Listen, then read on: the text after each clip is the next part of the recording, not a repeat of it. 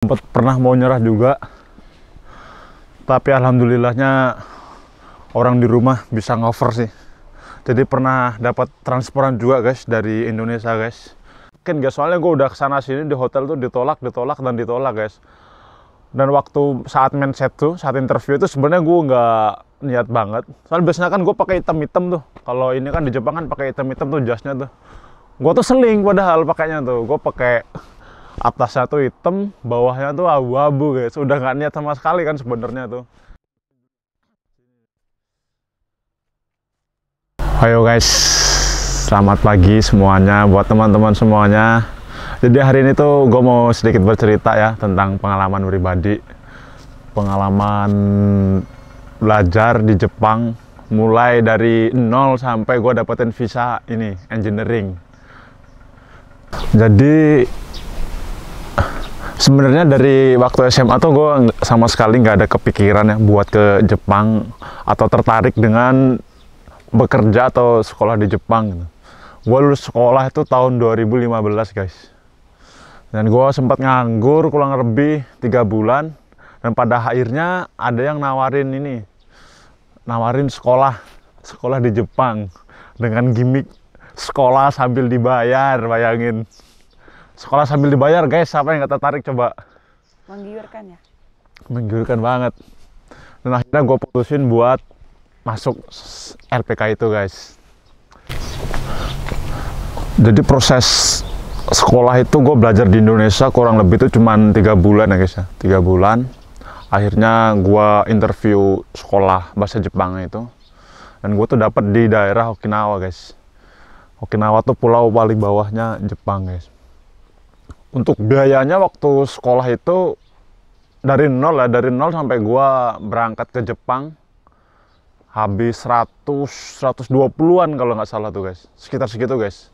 120-an tuh udah sama tiket ya, sudah sama tiket, sama pengurusan visa segala macam itu 120 juta. Dan sama biaya sekolah itu 6 bulan, sama asrama juga 6 bulan guys. Dan singkat cerita, akhirnya gue berangkat ke Jepang itu pada tahun 2016, bulan 5, gue masih ingat banget bulan 5. Itu satu angkatan gue ada 4 orang guys ya, satu angkatan 4 orang. Dan kan dari Indonesia tuh bawa sangu gitu, bawa duit tuh. Ya, mereka pada bawa duitnya tuh banyak-banyak guys. Pada bawa 20 juta, 12 juta, sedangkan gue cuma bawa 5 juta guys. Sedangkan gue nggak tahu di Jepang itu mau kerja apa emang sekolah dibayar tuh nggak tahu. Jadi dengan uang 5 juta gue harus bertahan guys. Tapi untungnya di sekolahan gue itu ada senpai atau ini ya, senior ya dari Indonesia. Itu ada 6 orang. Jadi waktu gue dateng langsung disambut tuh sama mereka tuh. Sambut kan. Jadi gue langsung minta pekerjaan gitu guys sama mereka tuh. Untungnya dikasih. Dan tahu nggak, kerjaan gue pertama di Jepang, injekin kaki tuh Jepang tuh apa tuh? Gue bekerja sebagai petani guys di Jepang guys. Gue nanam pare ya. Bayangin gue jauh-jauh ya, 120 juta bayar ini. Cuman bayar kerjanya di ini kebun, nanam pare doang gitu. Nih.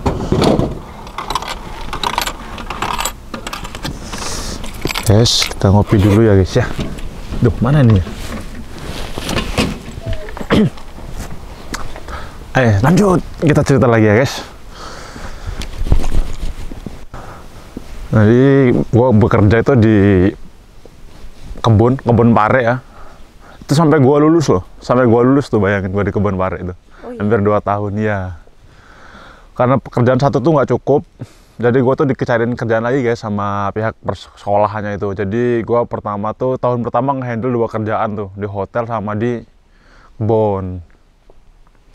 Nah waktu masuk ke tahun kedua, gue di sini ada 2 pilihan tuh. Pilihannya antara gue lanjut ke Semonggako, atau kalau Indonesianya itu seperti D3 ya, kuliah D3 gitu, atau pulang ke Indonesia. Nah biaya masuk ke Semonggako itu guys lumayan banyak juga guys. Daftar ulangnya tuh sekitar 45 juta itu. Dari situ gue langsung cari kerjaan lagi tambahan, karena cuma 2 kerjaan tuh bener-bener gak cukup ya. Cuman cukup buat makan sama buat bayar sekolah doang. buat kelanjutannya tuh nggak bisa. Untuk jam sekolahnya di Nongogaku atau sekolah bahasa Jepang itu guys, itu jam sekolahnya mulai dari jam 8 sampai jam 12. Jadi kan gue punya waktu banyak banget tuh. Gue sekolah cuma 4 jam, akhirnya sisa waktu yang tersisa itu gue manfaatin buat nyari duit sebanyak-banyaknya guys. Nyari duit sebanyak-banyaknya. Karena waktu itu gue kesini kan pakai uang, ya bisa dibilang tuh pakai minjem gitulah, bukan uang pribadi yang uang nganggur lah, bukan lah. Jadi uang minjem gitu, mau nggak mau gue harus ngirim ke rumah juga buat ngelunasin utang tersebut guys. Untuk biaya sekolahnya sendiri di Nongogaku itu, sekolah bahasa Jepang itu kita bayarnya per 6 bulan. Jadi 1 tahunnya tuh berapa dulu ya? Waktu itu tuh sekitar 70 mang apa? 70 jutaan guys. Jadi per 6 bulan kita bayar 35 juta. Itu uang cukup besar sekali. Karena pada saat itu tahun 2017 tuh di Okinawa UMR-nya cuman 720 guys. 720 yen bayangin. Kecil banget ya? Kecil banget tahun 2017 tuh. Gak ada apa-apanya. Makanya gue bayi itu satu tuh di kebun itu paling mentok dapat banyak tuh ya 7 juta, 8 juta, terus Dota juga 8 juta, 7 juta gitu. Makanya nggak cukup guys kalau cuman kerja 2. Sebenarnya itu 2 itu udah bener-bener ya ngirit lah ibaratnya lah. Kalau mau pengen lebih ya mau nyari kerjaan lagi harusnya. Jadi 3, minimal tuh 3 harusnya guys. Minimal 2, sorry. Minimal 2, maksimal 3 lah, 3 kalau waktunya masih ini. 3 jam nggak akan, 3 tempat kerja nggak punya waktu tidur dong? Dulu kalau tidur dia kalah-kalahin guys. Tidur tuh kayak di sekolahan, kalau ada jam kosong setengah jam itu buat tidur. Ya, yang namanya kita merantau di sini, guys. Jadi, guys, karena biaya sekolah yang cukup mahal, guys. Terus tergantung balik lagi ke diri kita sendiri sih. Kita mau kerja atau enggak gitu. Lalu waktu zaman gua sekolah itu kan ada senpai gua tuh 6 orang tuh. Dari 6 orang itu 3 orang gugur guys, gugur dalam artian dia pulang ke Indonesia karena kekurangan dana atau nggak bisa bayar sekolah ya, kasar ngomong ya. Jadi dipulangin dia ke Indonesia.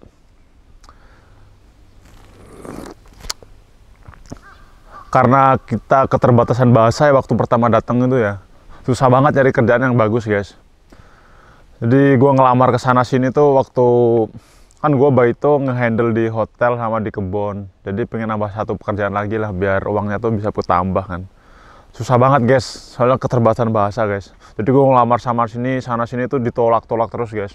Dan pada akhirnya tuh ada senpai gue atau senior gue yang nawarin kerjaan di restoran guys sebagai cuci piring. Nah, karena gue butuh kan mau ngelanjutin ke Semonggako, akhirnya gue ambil tuh sebagai cuci piring guys itu guys.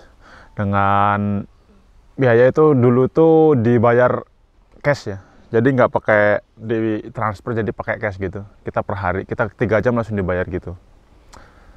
Seminggu berapa kali? Seminggu cuma 3 kali sih, kayak Jumat, Sabtu, Minggu doang.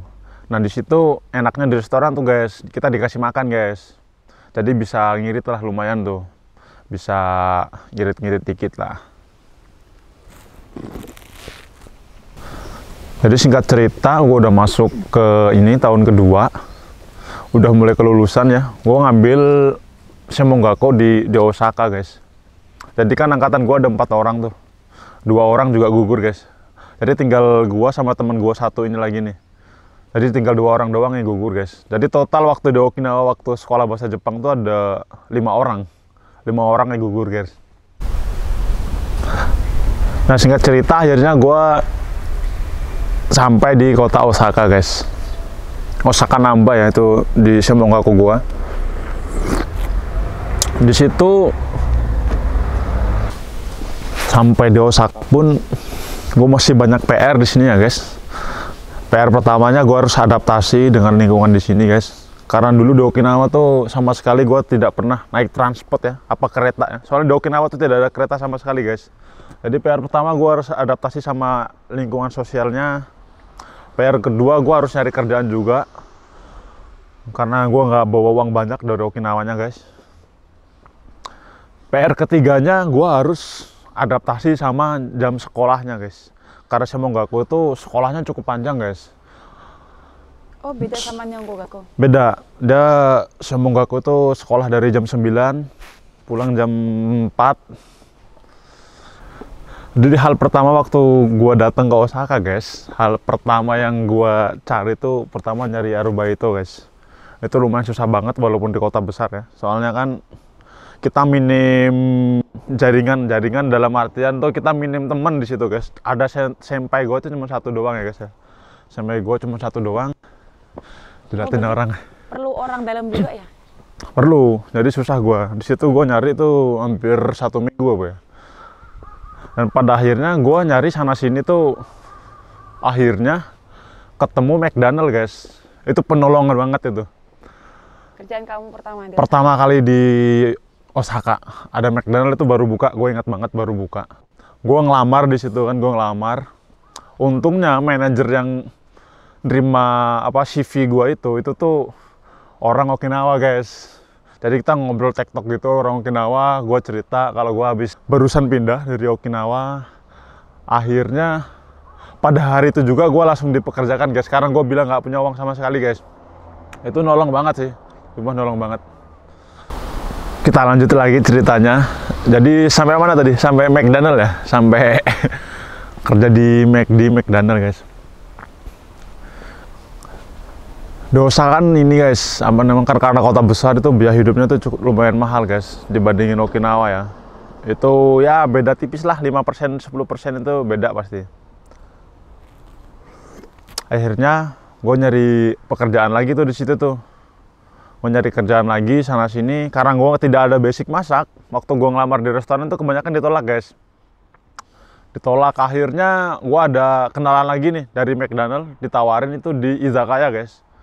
Kalau kalian nggak tahu, izakaya itu tempat minumnya orang Jepang di situ, guys. Jadi di situ gue kerja di situ, ngelamar, akhirnya keterima. Dan alhamdulillahnya itu pun bertahan sampai 2 tahun, guys. Jadi waktu gue di Osaka tuh cuma ngendel 2 kerjaan. Di McDonald sama di izakaya. Tapi ada kerjaan tambahan, misal kalau Sabtu Minggu libur nih, apa waktu liburan panjang itu biasanya gue ngendel kerjaan lagi, guys. Kerjaan yang dibayar langsung, dibayar pakai uang cash itu. Ada biasanya gue bantuin orang-orang pindahan, gue buang-buang sampah itu. Kalau kalian tahu mobil sampah itu, gue pernah ikut juga tuh mobil sampah itu tuh. Jadi gue ngambilin sampah, itu mobilnya lari itu gue masukin tuh kan. Itu lumayan berat juga sih di Okinawa, soalnya jam sekolahnya kan panjang tuh. Kita dari pagi sampai sore tuh. Jadi nggak mau kita harus kerjanya pun juga tabrakan sama jam sekolah, jadi kita harus sampai larut malam tuh. Rutinitasnya tuh setiap hari kayak nggak, aku kan jam 9 sampai ya kasar ngomong jam 2 lah, jam 2 tuh. Nah dari situ gue lanjut ke kerja di McD tuh, dari jam 2 sampai jam 6. Nah malamnya gue di izakaya, guys. Biasanya gue kerja sampai malam juga, sampai last stock kan sampai tutup itu sampai jam 2 malam, sampai jam 3 malam. Pernah sampai jam 4 malam juga, guys. Dan jam tidurnya pun di situ gue udah nggak teratur sama sekali, guys. Berantakan ya? Berantakan sama sekali, guys. Pokoknya gue tidur di sekolah pun tidur 5 menit. Macam udah enak banget itu, tidur 5 menit sampai ngiler tuh di tas gue tuh. Biasanya sering banget gue. Karena kecapean kan. Gue cuma tidur 5 menit sampai ngiler, guys. Itu bener-bener kenikmatan yang tidak ada bandingnya itu, guys. Keren. Jadi waktu di Osaka juga pun banyak banget ngalamin kesusahan, guys. Terutama dalam biaya keuangan ya. Karena biaya hidup di Osaka kan cukup mahal tuh. Terus gaji juga nggak terlalu seberapa. Sempet pernah mau nyerah juga. Tapi alhamdulillahnya orang di rumah bisa ngover sih. Jadi pernah dapat transferan juga, guys, dari Indonesia, guys. Walaupun nggak banyak, itu bener-bener nolong banget sih. Mungkin dulu kalau nggak ditransfer sama orang rumah, nggak sampai di titik ini.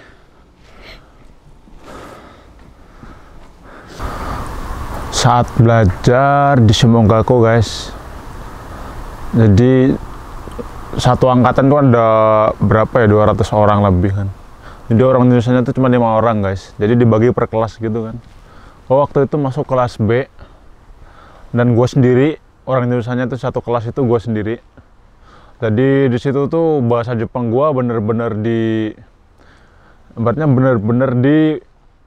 bener-bener digembleng guys. Mau nggak mau gue harus komunikasi sama gurunya, kan gurunya juga orang Jepang guys. Mau gurunya sama teman-teman gue juga kan bahasa Jepang juga. Jadi gue sendiri di situ tuh. Teman sekelas kamu orang mana aja?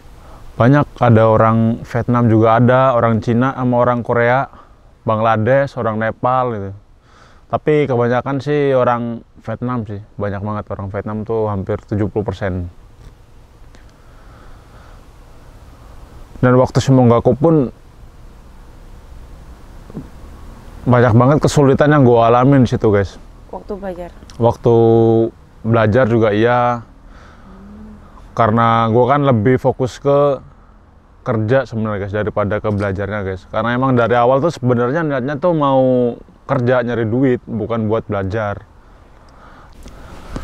Singkat cerita, gue udah masuk ke tahun kedua guys di Shimogaku. Nah di situ gue dihadapi dengan kesulitan lagi guys. Dimana kan udah tahun terakhir gue sekolah di Jepang, mau nggak mau gue harus melanjutin ke jenjang kerja, ibaratnya masuk ke perusahaan guys.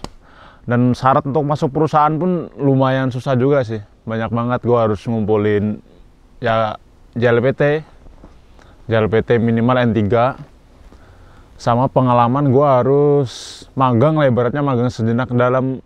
Jadi Shimogaku tuh kita diwajibkan untuk magang ya guys. Magang dalam artian tuh kita kerja di situ tapi nggak dibayar, cuman buat belajar tuh di situ juga. Jadi tuh gue harus bagi waktu di situ, bagi waktu sekolah, kerja, sama bikin hal tersebut juga guys. Dan sialnya guys, waktu kan gue lulusnya tuh tahun 2020.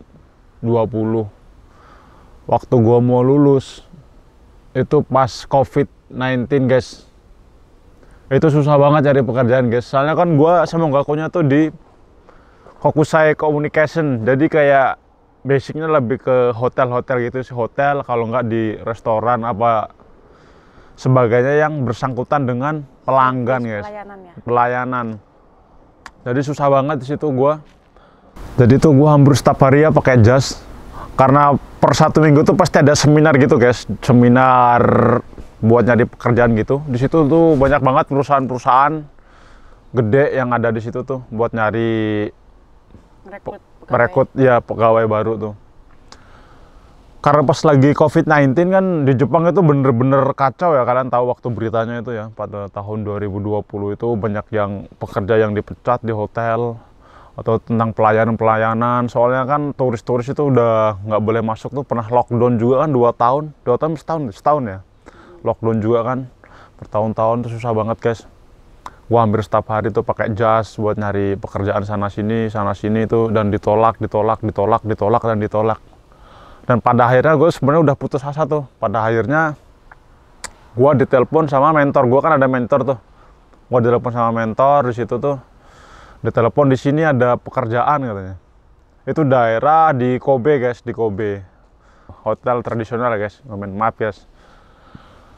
Dan akhirnya sebenarnya gue udah nggak expert bakal lulus di situ.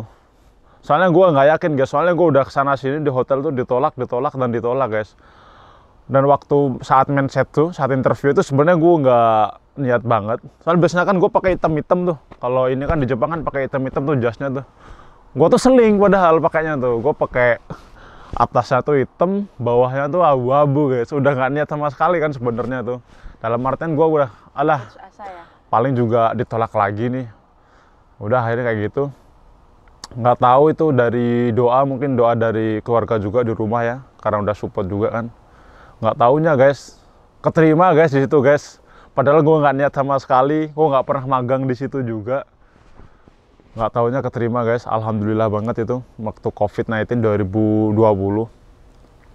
Gue lulus tahun 2020 bulan 3. Dan saat masuk pun itu langsung libur guys. Jadi gue masuk di perusahaan tuh cuman buat apa, pengenalan perusahaan. Masuk segala macam 2 minggu. Habis itu libur udah lockdown.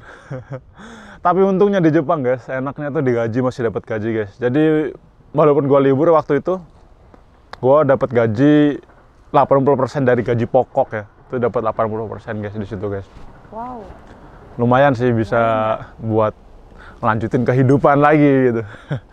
Tuh gue nggak lama sih di situ, di Kobe itu. Di Kobe itu nggak lama guys, gue cuman sampai 2 tahun doang guys. Karena dipikir-pikir, gue kan kerja di situ tuh nggak ada pengunjung yang datang juga kan, itu kan COVID terus-terusan sampai tahun 2022 kalau nggak salah ya. Jadi itu bener-bener menurun banget. Pengunjung tuh cuman gue waktu kerja aja cuman Jumat, Sabtu, Minggu tuh 3 kali doang. Seminggu 3 kali? 3 kali doang seminggu. Itu sebenarnya dibayar 80% tapi kurang kan. Kita kan kalau kerja di sini membutuhkan lembur gitu. Akhirnya gue putusin untuk resign di situ guys, di Ryokan itu guys, atau hotel tradisional Jepang guys. Akhirnya pada tahun 2002 tuh gue putusin untuk resign dan gue putusin untuk masuk ke pabrik sushi ya guys, yang ada di Kyoto guys. Soalnya kan waktu COVID-19 itu kan frozen kayak pabrik sushi itu lumayan melejit ya itunya. Jadi lemburannya tuh ada. Nah kata gue dalam artian gue di Jepang kalau kayak gini kan nggak ada hasilnya gitu. Gue 2 tahun pun belum sama sekali ada hasil yang nampak gitu. Jadi gue putusin untuk resign dari hotel dan masuk ke pabrik sushi sampai sekarang ini, pabrik sushi di Kyoto guys. Jadi gue tuh udah tinggal di 4 prefektur guys. Di Okinawa pertama kali itu waktu Nihongo Gakko, di Osaka waktu Shimogakko, di Kobe saat kerja pertama kali di Ryokan Hotel, dan sekarang di Kyoto guys. 4 prefektur udah gua jelajahi guys. Pengalaman yang luar biasa sih bagi gua sendiri. Soalnya di sini bener-bener ibaratnya apa ya? Gua nggak didewasakan oleh sih. Gua dipaksa dewasa sendiri di sini guys. Dari remaja, dari umur berapa berarti lulus SMA ya? 19, 20 tahun itu kan masih ya anak-anak lah ibaratnya lah, mau kerja kan males-malesan apa ini gitu, mau nggak mau gue harus dipaksa buat dewasa guys, dan sampai akhirnya gue sampai di titik ini nih.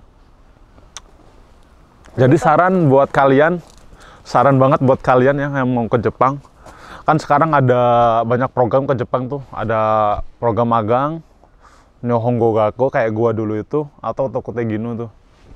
Saran gua kalau mau ke Jepang tuh tergantung niat kalian tuh apa. Dari Indonesia tuh niatnya apa. Kalau mau niatnya belajar, bener-bener belajar, gua saranin ya sekolah. Apa jadi mahasiswa di Jepang ya, itu kalau niatnya belajar. Tapi kalau niatnya mau nyari duit, ya kalau nggak magang sekarang ya kan ada program Tokutegino tuh, program mandiri tuh. Itu lebih enak sih. Saran gue ya masuk ke Tokutegino aja gitu. Biar nggak nyusahin diri kita sendiri sih selebihnya sih. Soalnya kalau kita belajar sambil kerja tuh guys, jujur aja itu bener-bener nguras tenaga dan pikiran guys. Berat banget ya? Berat banget. Di situ juga kita ngelawan stres diri kita sendiri. Pikiran kita tuh udah nggak karuan pokoknya. Soalnya waktu sekolah pun ya, ibaratnya gue tidur 5 jam tuh udah ini banget. Udah puas banget itu, udah puas banget pokoknya. Pokoknya susah banget sih. Dihitung-hitung untuk biaya total belajar guys ya, selama 4 tahun, berarti kan gue 4 tahun tuh belajar Nihongo Gakko di Okinawa 2 tahun, Osaka 2 tahun tuh total biaya kurang lebih ya hampir 400 sampai 500 juta ya. Itu di luar uang makan dan sebagainya. Oh, lumayan ya 500 juta. 500 jutaan guys selama 5 tahun. Dan enaknya sekarang yang gue dapat benefitnya tuh gue memegang visa engineer atau engineering ya. Gijinkoku itu bisa, misal kalau kita nikah bisa bawa istri sama bisa bawa anak. Dan nantinya kita bisa mengajukan ke visa permanen ya guys ya di Jepang guys ya. Tapi itu ada persyaratan lagi guys. Jadi benefit yang gue dapat selama 4 tahun kerja tuh itu. Dengan biaya 500 juta itu? 500 juta cuma dapat itu. Tapi sekarang lebih worth it Tokutegino sih. Soalnya Tokutegino kan ada Tokutegino 1 tuh udah 5 tahun. Sama Tokutegino 2 tuh 5 tahun, 10 tahun. Sedangkan Tokutegino 2 itu sama sekarang visanya sama yang gue pegang itu. Dia bisa bawa istri sama keluarga. Cuman bedanya dia nggak tahu bisa apa nggak ya buat ngelanjutin ke visa permanen guys. Tapi tes. Oke guys, sampai sini aja ya video gua atau cerita gua hari ini. Buat kalian yang pengen ke Jepang, Gua doain tahun ini 2025 biar cepet berangkat, biar kita bisa sama-sama berjuang di sini guys. Buat yang tertarik dengan Jepang, Jepangan, mau kuliner, jalan-jalan, atau info-info menarik lainnya, jangan lupa subscribe, komen, dan like ya guys ya, tentunya ya guys ya. Oke guys, dengan Agung di sini, sampai jumpa. Arigatou gozaimasu.